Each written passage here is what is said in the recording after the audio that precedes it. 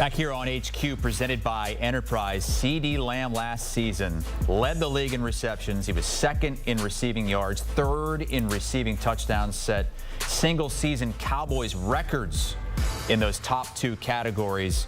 But he is not expected to report to Cowboys training camp, which opens today. Still has not been able to come to terms on a long-term contract extension heading into the final year of his deal. Let's get our NFL analyst Ryan Wilson in here to talk this and other players who may be holding out or holding in. And with the Cowboys, it's more difficult because there's other players who are also due big pay raises, like Dak, like Micah Parsons. So how do they handle this? That's the question, right, Chris? Because Jerry Jones has a history of sort of dragging his feet on getting these long-term contract extensions for his biggest players. Dak Prescott, last time around, they waited what felt like 18 months too long and probably cost themselves, Dallas did, an extra $3 million or so a year because they didn't sign Dak when they probably should have. So that is now the conversation we're having with CeeDee Lamb, and you mentioned Micah Parsons. And by the way, if you end up paying all three of those guys and they sort of need to be competitive, that's going to account for half the salary cap space if they get near the top of what they're probably owed based on the position they play. And that's also concerning if you're a team that's trying to compete and struggle to get over the hump in the first round of the playoffs over the last decade or so. But there's no doubt about it. CeeDee Lamb is one of the best players in the NFL, never mind wide receivers. And he's probably going to want Justin Jefferson money, which is around $35 million a year. And to bring it back full circle, you're going to have to pay Dak probably $50-ish million a year. And we could see $30 million or so for Micah Parsons. So how do you make all that work and then have to pay everyone else on the roster and be competitive? These are the conversations that Jerry Jones and Stephen Jones are trying to work through. I understand why CeeDee Lamb's holding out. It's some of the leverage he has at this point in the preseason. But at the end of the day, he probably is going to have to show up and play. And then the Cowboys have to figure out how to keep this group together while also trying to find a way to win some playoff games. Yeah, the wait-and-see approach. That's what Jerry Jones said earlier this offseason. They're waiting, they're seeing, and now they're not seeing CeeDee Lamb at training camp. But was that the right call to push this thing off? No, it wasn't, and for the reasons I laid out with Dak Prescott last time around. But again, it's a negotiation, so it's not something where you can just write a number down and the other side's going to immediately accept it. Jamar Chase is in a similar situation. Brandon Ayuk is in a similar situation. So there are guys that want to get paid what they think they're owed, and obviously when you're the team writing the checks, sometimes you're going to try to negotiate a lower deal. I understand all that. I just think history has not been on the side of the Cowboys in terms of saving money when they ultimately end up keeping the player that they waited a year or a year and a half too long to ultimately sign. So we'll see what happens with CeeDee. I would have tried to get it done early, but it's a little easier for me to say that. I'm not writing a check for $30 million plus a year, but CeeDee is so important to what they do offensively that they're going to have to find a way to keep him, or that offense is going to take a huge hit. Now, going to San Francisco, they might have more weapons to deal with around Brandon Ayuk than the Cowboys do around CeeDee Lamb, but there's some issues here with Ayuk reportedly holding in and avoiding those fines, but still requested that trade. And yesterday, General Manager John Lynch met the media and said this about the situation. John, last year you gave us an absolute that Bosa would not be traded. Would you make that same statement about Brandon? Well, Kyle and I always, we kind of, I did say that with Bosa, and I felt that way. But, I think, again, no absolutes there. We fully intend on Brandon being a Niner moving forward. We're always open to listen to things. But like I said, we expect Brandon to be an integral part of our team like he has been, and excited about that.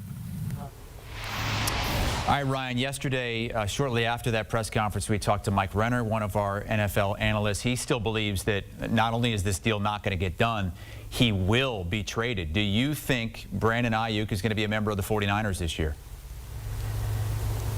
Yeah, I do, and that's an interesting take from Mike. By the way, there's nothing more hysterical to me than watching John Lynch have that conversation while Kyle Shanahan sits there like he would rather be any other place on planet Earth than not having to think about the idea of not having Brandon Ayuk there. I think that and Lynch has sort of talked about this throughout the preseason, is that Brandon Ayuk is incredibly important to what they do. And you can say, look, Kyle Shanahan just plugs players in and they have success.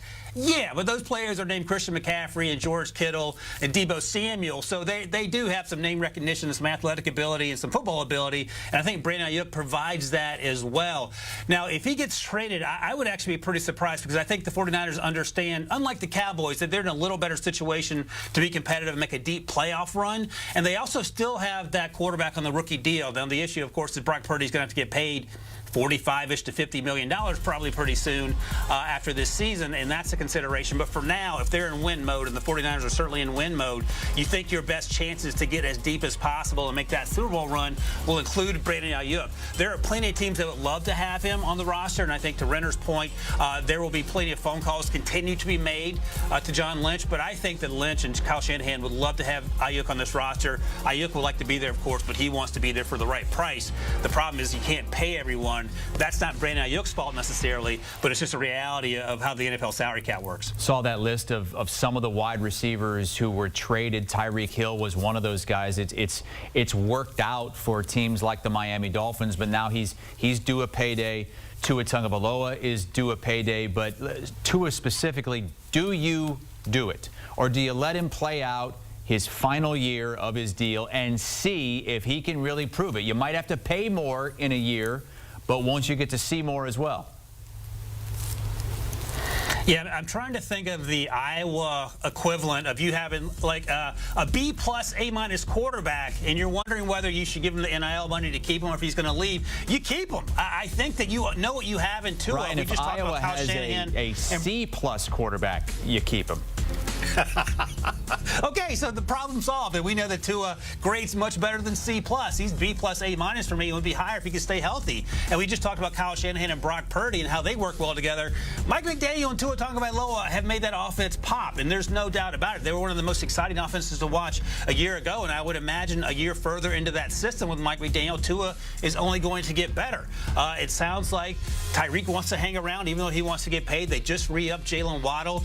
They're one of the fastest teams because they continue to draft guys who run 4.2s. Jalen Wright is a recent addition. So I think there's a lot of reasons for optimism, and you're going to have to pay Tua because what's the alternative? Are you going to go into the quote-unquote NFL transfer portal and find someone who's going to be as good as Tua but maybe a little cheaper? No, not unless you fall backwards into a Brock Purdy situation, and that happens once every 30 or 40 years, it feels like. So Tua's going to make close to $50 million, and you can think that's crazy, and I understand, but he's also really important to making that offense run because of the things he's capable of doing with Mike McDaniel in that scheme. Continue to talk contract situations here as training camps open up all over the NFL. The messiest situation might be in New York with the Jets and Hassan Reddick. A report recently surfaced that he declined an offer from the Jets before the trade from Philly, and the Jets still traded for him. Do they have any leverage now? Well, I'll start with this, Chris. At least we're not talking about Aaron Rodgers. So that's a plus if you're Robert Saleh or Joe Douglas. So that's, I guess, a good sign.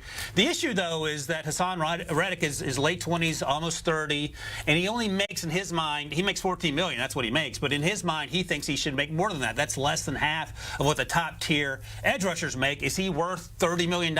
Probably not, but clearly he wants a raise, and the Jets disagree.